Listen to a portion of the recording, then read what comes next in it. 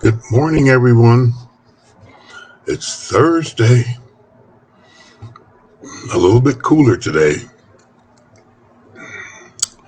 I pray that you awaken encouraged and excited and ready to walk through this day with our Lord and Savior, Jesus Christ. Through the power of the Holy Spirit, following the will of the Father for your life, so that you're blessed and highly favored.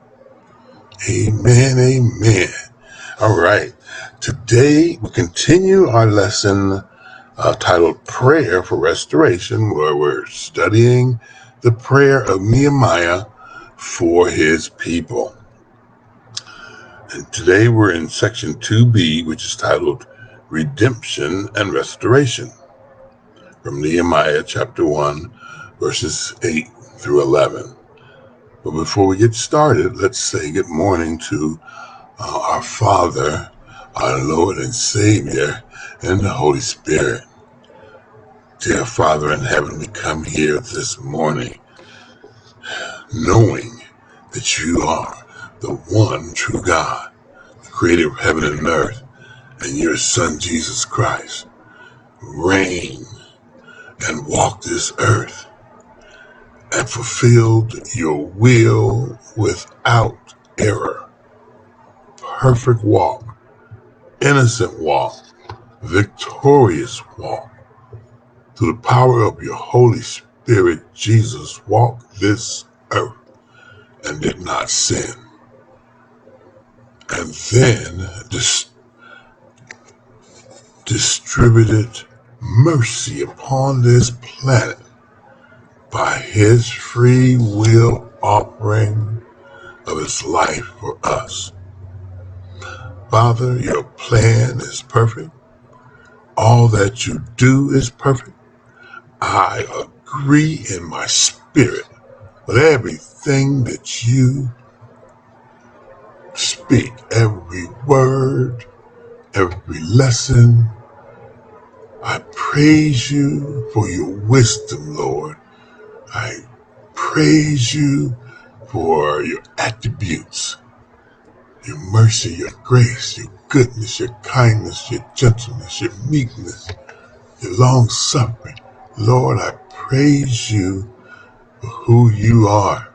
And I ask, dear God, today that all that you've created is encouraged to know you, to have a relationship with you, to understand you. Father, that's your will. I know it is, so that none could be lost. And I pray, Lord, your will be done on earth as it is in heaven. In Jesus' mighty name, I pray this. Amen. Amen. Amen, y'all. Okay, let's get started. Redemption and Restoration. Nehemiah 1, verses 8 through 11. Nehemiah 1:8. Remember, I beseech thee, the word that thou commandest thy servant Moses, saying, if ye transgress, I will scatter you abroad among the nations. But if ye turn unto me, and keep my commandments, and do them, though there were of you cast out unto the uttermost part of the heaven, yet I will gather them from thence, and will bring them unto the place that I have chosen to set my name there. Now these are thy servants and thy people, whom thou hast redeemed by thy great power and by thy strong hand. O Lord, I beseech thee, let now thine ear be attentive to the prayer of thy servants, and to the prayer of thy servants who desire to fear thy name and prosper. I pray thee, thy servant, this day, and grant him mercy in the sight of this man. For I was the king's cupbearer. Hallelujah. Nehemiah just went right to God boldly, declaring the truth of the word of God and asking God to hear his prayer. The commentary says Nehemiah acknowledged Israel's sins and now appeals, beseech, to the word of the Lord, seeking redemption and restoration. He concedes they had already suffered sin's penalty through the scattering punishment of the exile.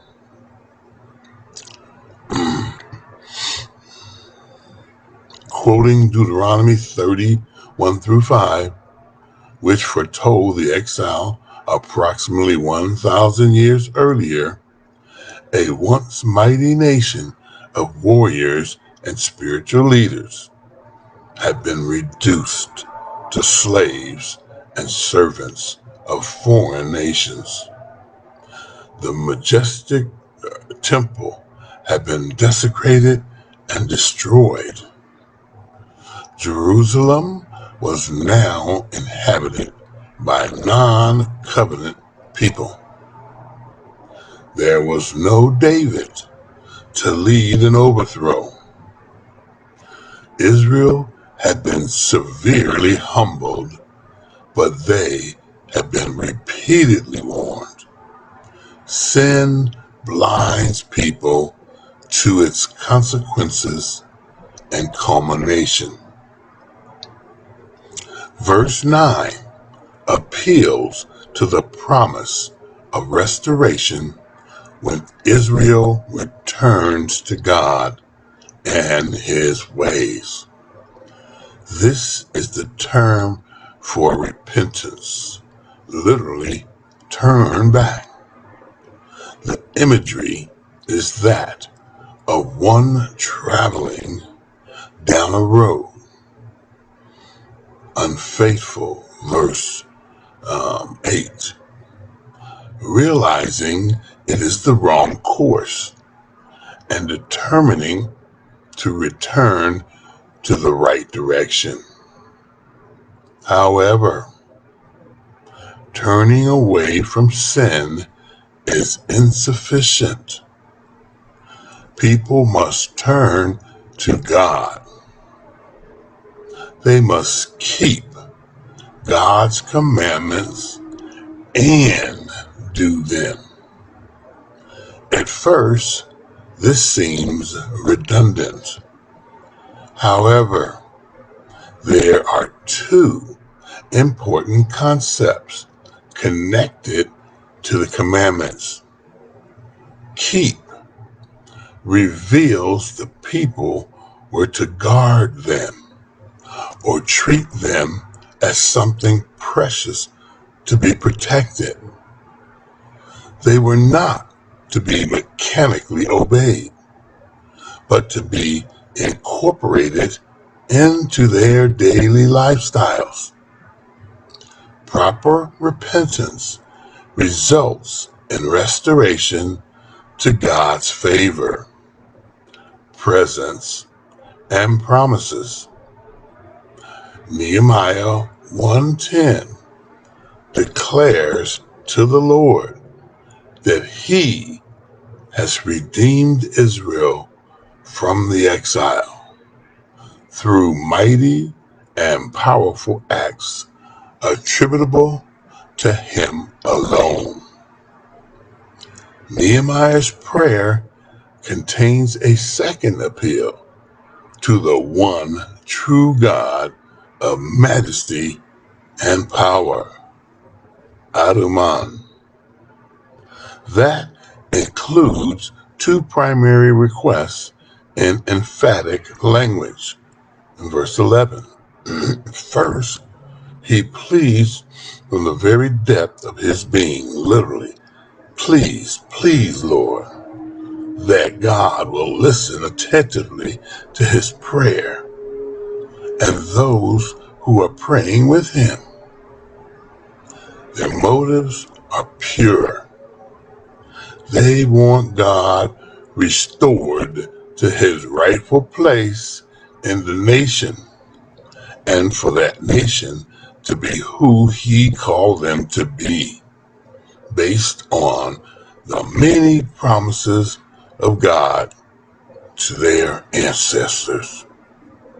Second, he seeks to prosper, or to find a successful solution to the issue of Jerusalem and Judea.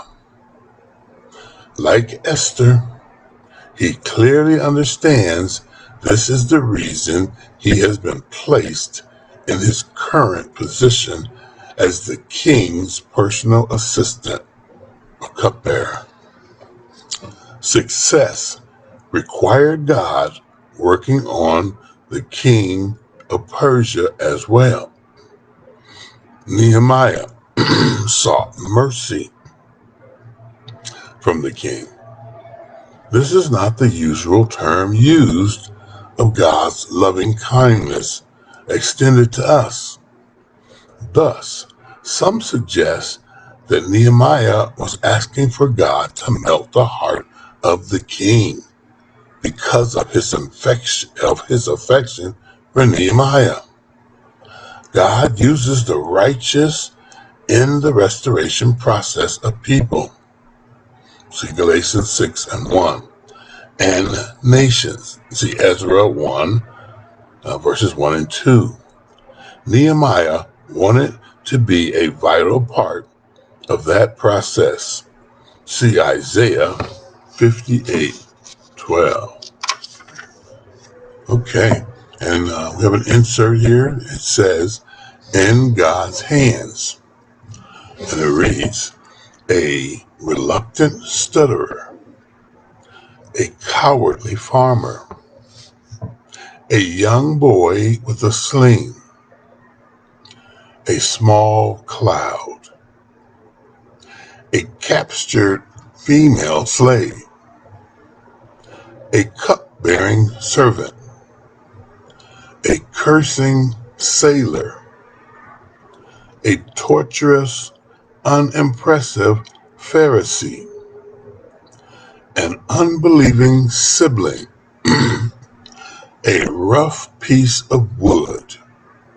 Each of these became mighty in the hands of God. What about you? How can he use you? And it says, read 1 Corinthians chapter 1, verses 26 through 29. The title again was In God's Hand. God can do a mighty work when we allow him to take over our lives.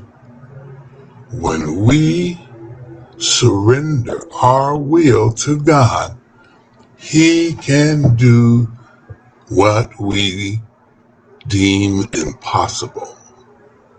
He can perform miracles.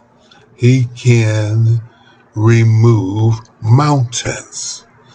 God can answer your desires through prayer and faith. Petition him. Involve him in your life. Invite him to take control and to use his mighty power on your behalf, for your family, for your nation, for this world. Speak to God in faith and believe, and you shall have what you desire if it's in the will of God. If it's not in the will of God, you don't want to ask it. You don't want it. So if you ask and you don't receive, it's not his will. Don't doubt that he heard you. He heard you. He knows you. He loves you, and he desires to fellowship with you. Seek him out, ladies and gentlemen. Trust him. Let him show you who he truly is. You must go deeper to truly know God. You can't just acknowledge him on the surface and know anything about him. He's too deep. You've got to go deep, guys. Thank you for your time today. I pray that today is a blessed day. Until tomorrow, be blessed, be encouraged, and be at peace because God is on the throne. Have a great day.